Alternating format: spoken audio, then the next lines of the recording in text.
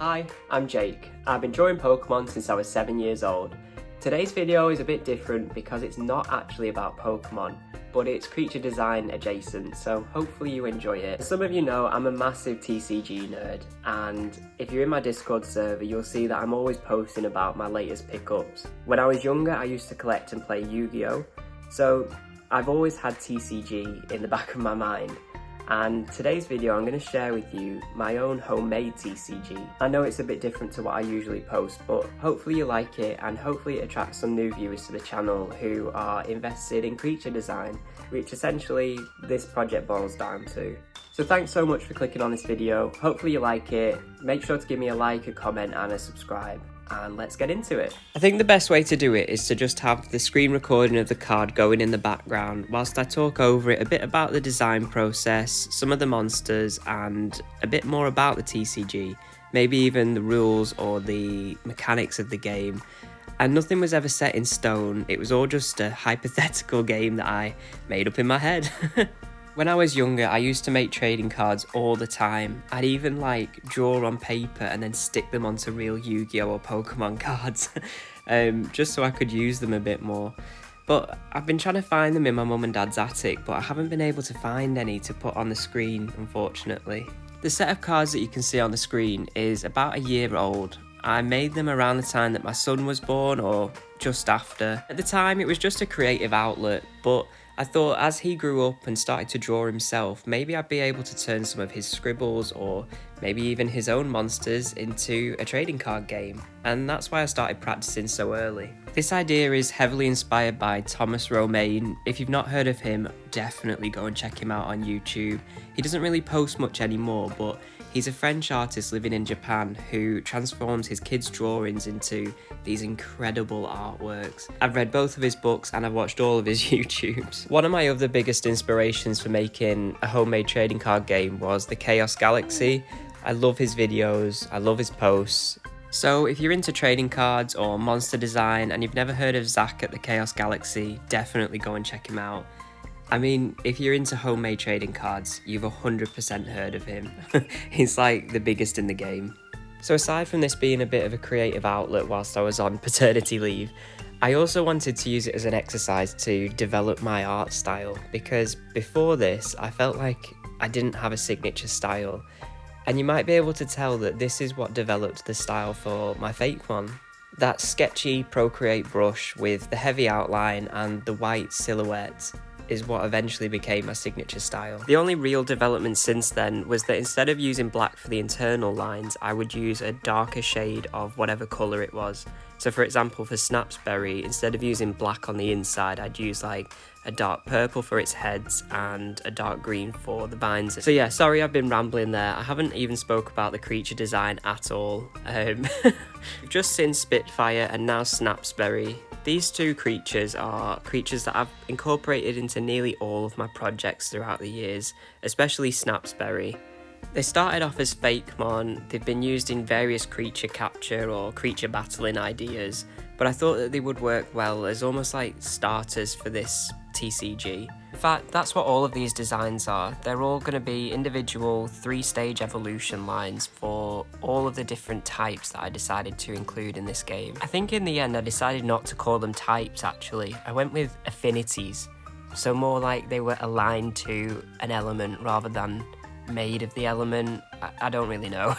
I remember thinking when I made the game that I wanted to include some of the favourite bits from Yu-Gi-Oh! And Pokemon, but also intentionally avoid some of the bits that I didn't like. Obviously any Pokemon fan is a sucker for a good type system and good type matchups, so that's where I started. There are 9 affinities in the game, I think. That's right, 9.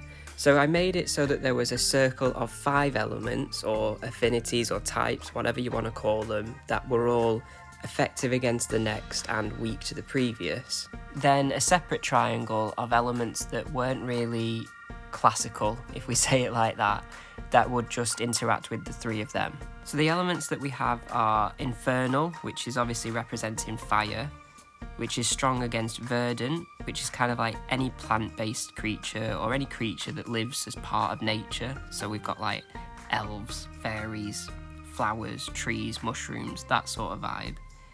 That's strong against Terran, which is any creature made of minerals or lives underground, like rocks and deserts, things like that. Then Terran is strong against Stratos, which is any creature that kind of lives in the sky. So we've got birds, weather creatures, but also things of like angels, light, sound, that sort of thing. Stratos is then strong against Hydro, which is any creature that lives in water, any kind of aquatic life, seas, rivers, but also ice, snow and tundras too. Then Hydro closes that loop on the classical elements sort of cycle, as Hydro is then strong against Infernal, which I thought made sense, although it will include ice type creatures, but I didn't want to add another type into it. I wanted to keep it very simple, or as simple as I could. And then for that smaller triangle that I mentioned, we start with Alchemic, which is creatures of any non-organic material. So think metals, robotics, toxins, plastics, fibers, cloth, electricity, basically anything that doesn't fit into that usual living element. A bit of a random category, but I wanted to capture all of those things without making loads of different types again, like Pokemon. So I guess it would incorporate some poison types, like maybe muck, which is just a byproduct of, I don't know, grime from factories, as opposed to like more natural toxins, which would fall into like the verdant category. So things like Venusaur, or struggling to think of poison types now. No, absolutely escaped my mind there. Same idea would be for things like electricity. So man-made electricity like, I don't know, Voltorb, for example, would fall into this category, whereas creatures that are more lightning-based, which is more of an organic and natural occurring type of electricity, would fall into the Stratos element. Alchemic is then strong against Obscure, which is creatures who are more supernatural in origin. Think the psychic and ghost type, so we're including things like spirits, ghosts, aliens, psychic abilities and magic.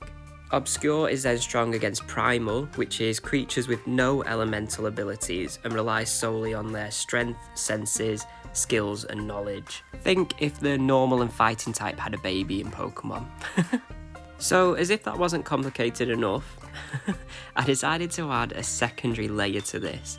I personally really like it in games, in all RPG games, where there's a system that distinguishes between the type of attack used. So kind of like this physical and special split in Pokemon, but a bit more complex. And by complex, I just mean one additional ability. So I went with like melee, that's it. Physical attacks, ranged attacks and magic attacks. For example, Splisher on the screen now has a star which represents magic, so it fights by using water magic, whereas Saberlord has a sword icon which represents that physical or melee style type of attack, because it attacks with its claws. I kept going back and forth on how this would interact with each other, but I thought that physical would be strong against magical, because magical tends to be quite physically weak. Magic would be strong against range because their magic would be able to reach them, and then range would be strong against physical because range could attack them without getting close. That was the justification in my head. So yeah, thanks for listening to me ramble about that. Magic systems and type affinities are one of my favourite things in RPG games, so I took a lot of time to really think about it. But how does all of that actually link to play in the game? I hear you ask. Basically, you kill another creature by attacking it, and if their attack points are higher than their defense points, which is indicated on that shield icon, then that creature is knocked out or killed or whatever you want to say. The type charts give you an additional +1 to your attacks. So for example, if a Hydro type was attacking a Infernal type, it would gain a +1 because of that elemental advantage. If a ranged type attack was attacking a melee type, it would gain another +1. So you could end up with an additional +2 on top of your attack, which might allow you to take out another creature which is weaker to you. Does that make sense? Hopefully it does. Oh, this is Favy. I really liked the designs that I did for the backgrounds on these cards, so hopefully you do too. And fun fact, they're actually old Fakemon that I reused in this project, so if you followed me for a long time when I used to do the JSOS region, you might recognise some of these guys. So yeah, I talked a bit about making the game based on aspects of other card games that I don't really like, and that was more aimed at Pokemon. So when I was a kid and used to open Pokemon packs to make a deck to play, I always found it really hard to pull the Pokemon within the evolution line. So like, say you managed to pull a Poliwhirl, but if you didn't pull Poliwag, you couldn't play that card. Do you know what I mean? But conversely, in Yu-Gi-Oh, you could play higher monsters of any kind by tributing lower monsters.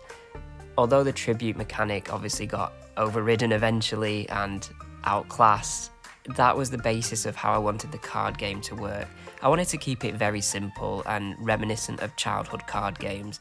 Essentially, because I was going to make my son's drawings into trading card games, I wanted him to be able to play it with me, so I wanted to keep it simple. So you might have noticed that on top of the icon for the creature's type is a 1, 2 or a 3, and that's their level. So creatures with the same name with a higher level can be free played on top of the previous stage. So you could play a level 3 Favy on top of a level 2 Favy. Or if you had a level 3 Favy in your hand, you could play it by tributing or sacrificing other cards where their level equals 3. So there's 2 different ways that you can play the higher level cards. And I came up with this through playtesting against myself, because I found that if you just had the evolution mechanism, your hand could get bricked quite easily with these high level cards that you just couldn't get out. So that sacrifice or tributing mechanism allows you to play any card that you pull, and that's what I really loved about the idea. You could literally buy a pack and play with the cards in that pack. Like, you could build a deck with anything. Whole aim of the game would be that you wipe out your opponent's monsters. You can have 3 on a board at any time, and once their board is clear, you can attack them, the trainer, directly. And once you attack the trainer, I don't know, 5 times, you win. That's the gist of the game. I've not gone into much detail, and if people are interested, maybe I'll make a follow-up video with some more cards that I've already made and some prototypes. Speaking of the cards, I thought I should mention about the layout and the inspiration behind that. The layout I wanted to keep really simple because that was the whole idea, is to keep the game simple and easy to play, easy to read. Some later cards that I designed do have effects, and the effect text just goes over the top. But for the whole look of them, they're inspired by illustration rares from Pokemon, but also the Overrush rare cards from Yu-Gi-Oh! I love them, and I think they're coming to the English TCG, which is probably very dangerous for my bank account. So level 3 Chimamel is the final card I'm going to show you the full process of. I'm going to put a video next of a few of the prototypes that I used to just test the game and make sure it would actually work. So they're very rough sketches, some of them, but I thought it would be good to include. So I'll put them on screen now, and if you like any of them or you want to see more in the future, let me know down below and I can make a follow-up video. So that's all for this video. I really hope that you liked seeing some of these designs and my old TCG. I know it's different from my usual content, but I want to use this account to share all my creative projects that have been stuck in my head or stuck in my iPad for years. At the heart of this project is creature design, and this project is what helped me develop my art style to actually make my IOPA region and give me the confidence to share it online. So I suppose without this homemade TCG, I wouldn't even have this YouTube channel. So I guess it's a bit of channel lore. Sharing this project now means that I can give you guys a new video whilst also giving myself time to work on and perfect the next IOPA region video. I'm really excited for some of the designs that I've come up with, and I just want to perfect them to make sure that I'm putting out the best that I can. So the next video, I promise, will be an IOPA region video, so stick around for that.